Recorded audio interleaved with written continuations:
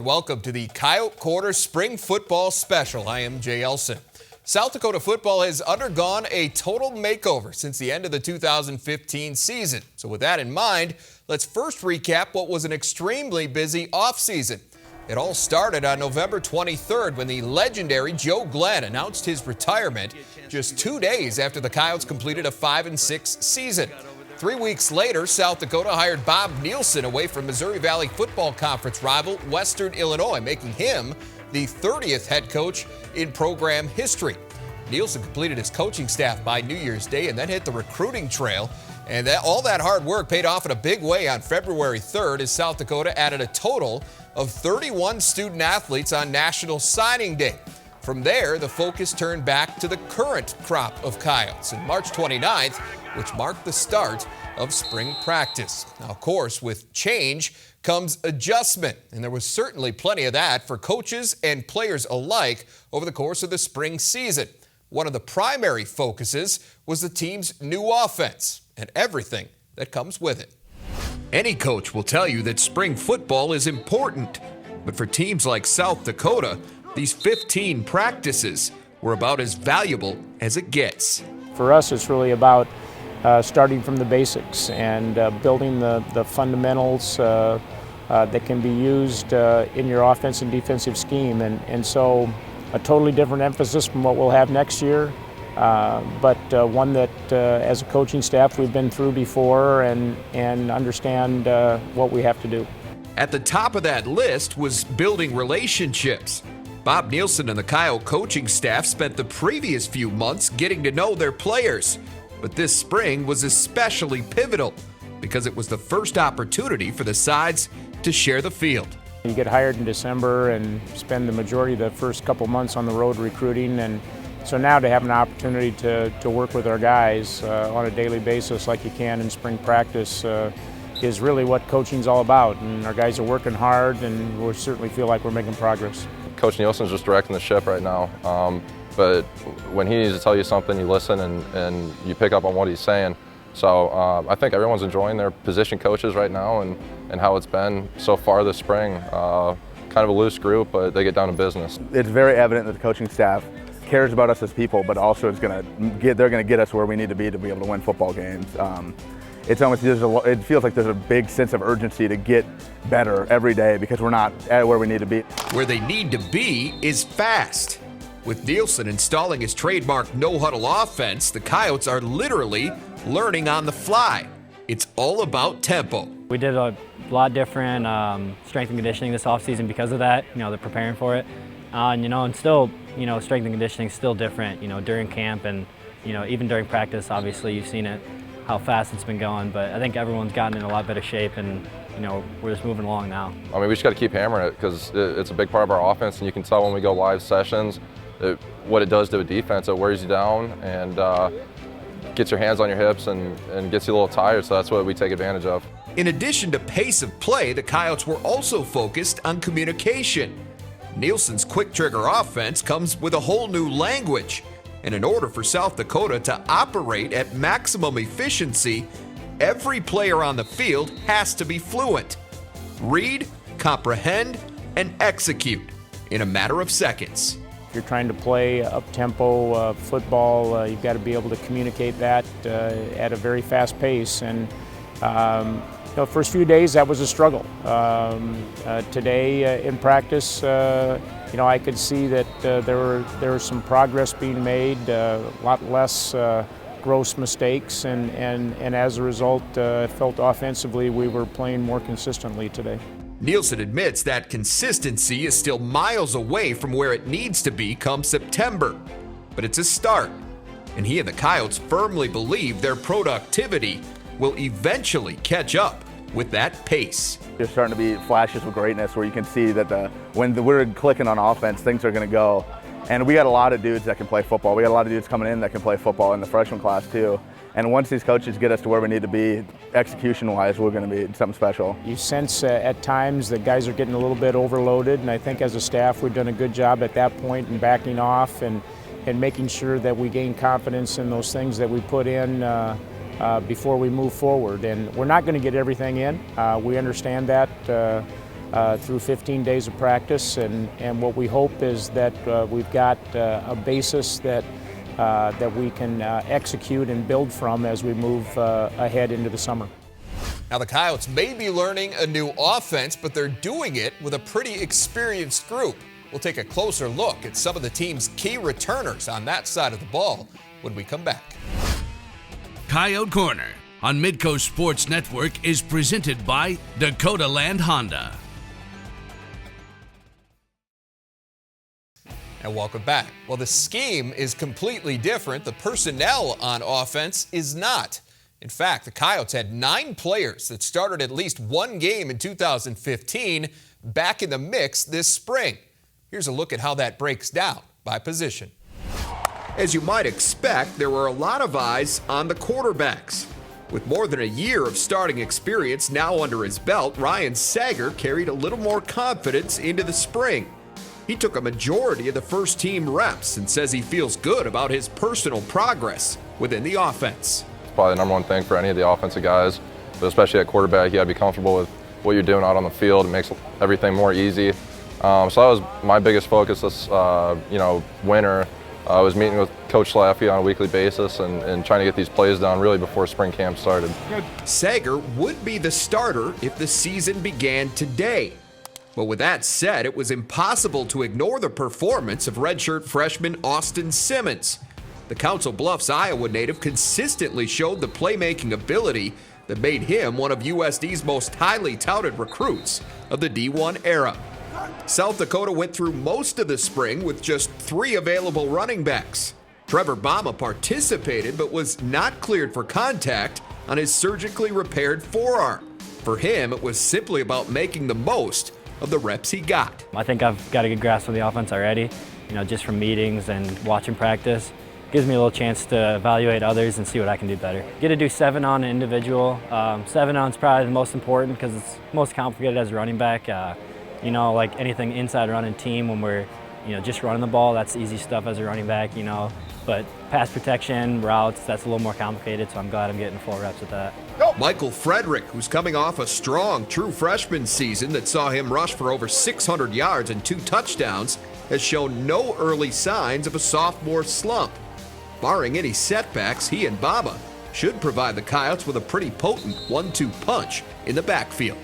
Personnel was also pretty light at wide receiver.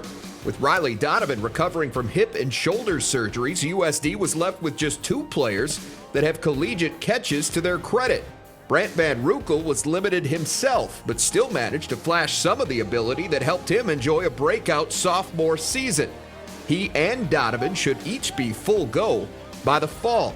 Meanwhile, Shamar Jackson, who was one of 5 true freshmen to compete for the Coyotes in 2015, had one of the strongest springs of anyone on the team. Tight end is shaping up to be a real strength for South Dakota. Aaron Ramsey and Josh Hale combined for 36 catches and 2 touchdowns the past 2 seasons, while Big Drew Potter, a 3-year starter, has made the move from fullback. Potter is best known for his blocking, but with 19 career catches and 4 scores to his credit, he's already proven to be a reliable option in the passing game. Finally, we go to the offensive line. The Coyotes return 4 players with starting experience, although one of them is trying a new position. Niall Banks, who started the past 23 games at left guard, has made the switch to center. Whether or not he'll stay there is up to new offensive line coach Bill O'Boyle. I always want your more athletic kid at center and a little bit more aggressive kid there. And when I came in, I watched Niall work out and do some things, and we ended up losing our center from last year and didn't have a real returning center. So he was kind of the next guy up, and that's how this group will have to work. We're going to have some guys changing places, so that's just how it's going to be. So we'll see how he progresses there, and if not, then somebody else will step up. Outside of Banks, junior Ed Kennedy and sophomore Nick Jensen boast the most experience on the O-line.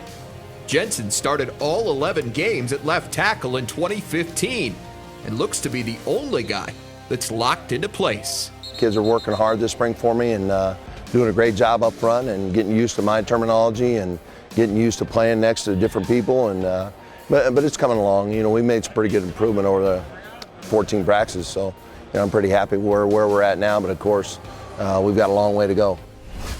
Several guys are heading into the summer off strong individual showings in the spring. Here's a look at the offensive guys the coaching staff felt showed the most improvement. We already mentioned Austin Simmons at quarterback and Mike Frederick at running back. Corey Kilgore also impressed, showing some toughness out of the backfield. At wideout, it's a couple of sophomores, Shamar Jackson and Takari Carpenter. Josh Hale had an outstanding spring and might be the team's best all-around tight end. And finally, Stetson Daigle earned high praise for his performance on the offensive line. Daigle's penciled in for the time being as the team's starter at left guard. Well, South Dakota lost some big-time players on defense. We're going to take a look at some of the guys that are hoping to fill their shoes after this. Coyote Corner on Midco Sports Network is presented by Dakota Land Honda. Welcome back. While the offense has most of its key contributors back from last season, the Coyote defense will have some pretty sizable holes to fill. For more on that, here's Alex Heiner. There's no denying that South Dakota's defense was vastly improved last season. The switch to a 4-3 scheme saw the Yotes move up the Missouri Valley standings in every defensive statistical category, from points and yards allowed to sacks and turnovers forced. A big reason for that success, the play of 7 starters now no longer in the fold after graduation or through transfer. Despite those personnel losses, there's still plenty of reason for optimism on the defensive side of the ball. New defensive coordinators Tyler Yelk and Atiba Bradley have kept the base 4-3 system that worked so well last season, and they've added a little more aggression to the Yotes mentality on D. We want to get after the football. We want to, when we pursue, we want to fly to the ball. When we get there, we want to get the ball out. We have got to get the ball back to our offense. If there's anything, when the film gets turned on, you better see us run it. With new terminology and a new style of play in place, there's a learning curve involved. Like anything else, we'll take 2 steps forward, and then we might take a baby step back, and then the next day we take another 2 steps forward. And so as long as we continue to improve, we're going to be just fine. Through the 14 practices that we've had, you see the progress of the players, and that's really encouraging. You know, it's really exciting to see players starting to get a hang of it. You know, I'm starting to get a hang of it, you know, and you can start just reacting and playing ball, and that's when we're at our best. Senior John Wessel is the lone returning starter in the linebacking core after finishing 3rd on the team in tackles last season. A former all-conference pick, Wessel will be leaned on heavily to get a relatively inexperienced group up to speed. We're getting the hang of communicating with each other better. You know, it was a little hard with a new scheme. Sometimes you don't know what to say. But, you know, as linebackers, you have to definitely communicate with each other, and we're really getting the hang of that better, talking to each other and getting each other on the same page. Senior Jet Moreland is set to rejoin Wessel at linebacker after a season at safety, while fellow senior Devin O'Farrell and up-and-coming underclassmen Jim LaTrenta and Alex Coker have also impressed at the position this spring. Defensive line might be the biggest question mark heading into the season.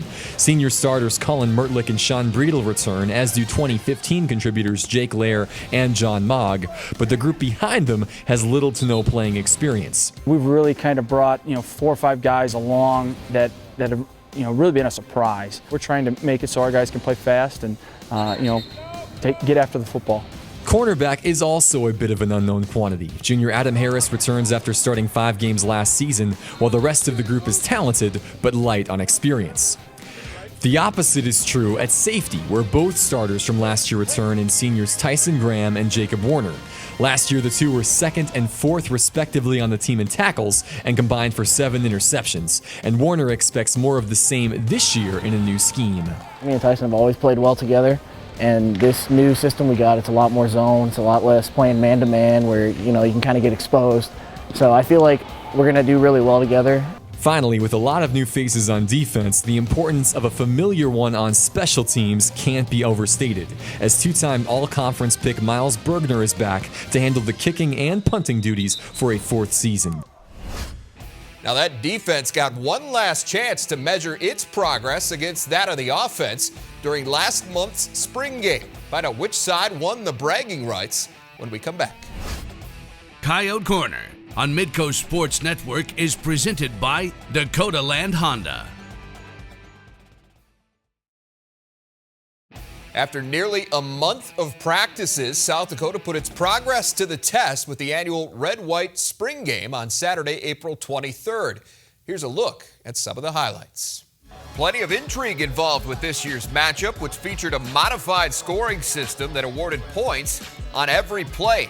Ryan Sager and the offense got things going early. In fact, the first possession of the game, Sager caps the drive with a 6-yard touchdown strike to tight end Josh Hale. Next possession, Yotes go to the ground. Mike Frederick, showing off some of that speed we saw last season, beats the D to the pylon for a 22-yard score. The defense starts to assert itself from there. They'd hold the offense in check over the next 4 possessions, a stretch that was highlighted by this acrobatic interception from Isaac Armistead. The white team wouldn't stay silent for long. Austin Simmons in at quarterback, and he takes advantage of a slip in the secondary, connects with Takari Carpenter on a 53-yard scoring strike. That would prove to be the day's longest play from scrimmage. Later, how about this touchdown run from Corey Kilgore? All power to the house. That play covered 11 yards. With the score tied, Kilgore and the offense in line to get the win after driving inside the 5 of the game's final possession. But the guys in red had different plans. They stuff them on 4 straight plays, and that was enough to give the defense the victory, 68-65. Good numbers from Sager and Simmons, with both throwing for a touchdown and completing at least 58% of their passes. Jim LaTrenta led the defense with 5 tackles on the afternoon, while Sean Brito recorded 2.5 tackles for loss. All in all, it was a solid finish to what was a productive spring in the eyes of South Dakota's head coach Bob Nielsen. We definitely feel like we've made progress, and that's what you want to come away from the spring game saying, that you've made progress. We've gotten comfortable in what we're doing offensively and defensively. Certainly feel like we've got a long ways to go, but ready to move forward here both during the summer and obviously as we head into fall camp in August.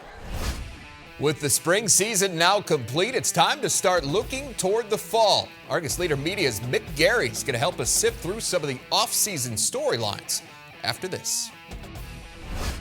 Coyote Corner on Midco Sports Network is presented by Dakota Land Honda. Well, the spring season is in the books, which means it's time to start focusing on the fall and the 2016 football season. Here to help us with that is Mick Gary, who covers the Coyotes for Argus Leader Media. Mick, several storylines that we're going to be keeping an eye on when South Dakota gets back on the field in early August. The first of which, of course, is that new no-huddle offense. It's pretty clear they're not where they want to be with it just yet, but when you consider the personnel that they've got in place, what kind of impact could this thing have? Well, number one, I think that fans are naturally inclined to wonder what's going to happen next, what's going to happen with the new coaching staff, and right away they're going to see that. It's a no-huddle offense. When talking to the guys after the spring game, it's obvious it is getting up to the line of scrimmage, getting that next playoff is going to be a huge point of emphasis with the coaching staff and the players. And that, they were saying, well, we got it going now, but we're going to get faster at it. We're going to get faster at it, and that is going to be the point of that offense. At times in games, you're going to have to throttle back on it a little bit to give your defense a little bit of a break. But that's a definite part of the season coming up that people are going to be able to pay attention to and graph the progress on it pretty clearly. It's something that you have to develop a pretty quick appreciation for as you watch, because there's so many moving parts going into play here for that thing to work in sync. A lot has to go well, but when it does go well, it's pretty fun, I think. Well, one thing we don't know for sure is who's going to be running that offense. Ryan Sager, of course, is the incumbent. Austin Simmons looks like he has the potential to be a pretty special player, and now suddenly there's a third guy in the mix with Minnesota transfer Chris Streveler announcing his commitment to the program late last week. How big of a battle are you expecting at the position come fall? It's hard to say. I think you need the insight of the coaches on that a little bit, and Ryan Sager did nothing to be unseated. And last year there were games where the offense struggled, but overall I think that definitely was a marked improvement last year offensively. That said, with Simmons being a very talented kid, came into the program with a lot of qualifications there and anticipation. And then you add Streveler into it, obviously an athlete, big kid, can run very fast, run well. Didn't prove himself as a passer at Minnesota, and I guess that would be the question mark on him. And if he comes in and decides or can run that offense with some level of comfort, throw the ball a little bit. You could definitely envision him as being a serious candidate for the job too. Sure. Defensively, the Coyotes are going to have to find some playmakers. They lost a ton of production on that side of the football, particularly when it comes to the pass rush. We're talking about guys that accounted for 16 of last year's 21 sacks. Van Ginkel, Lage, Iddings, Jacobs, all of them are gone. So who, if anyone, do you think has the potential to step up and help fill that void? I think Sean Breedle was a guy that was emerging last year as one of those people who has the potential to make the impact we're talking about here.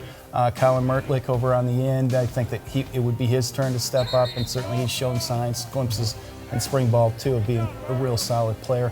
Beyond that, there's a lot of question marks there. You had, with Iddings and Jacobs and Lage, you had guys who were basically starters from the moment that they were activated.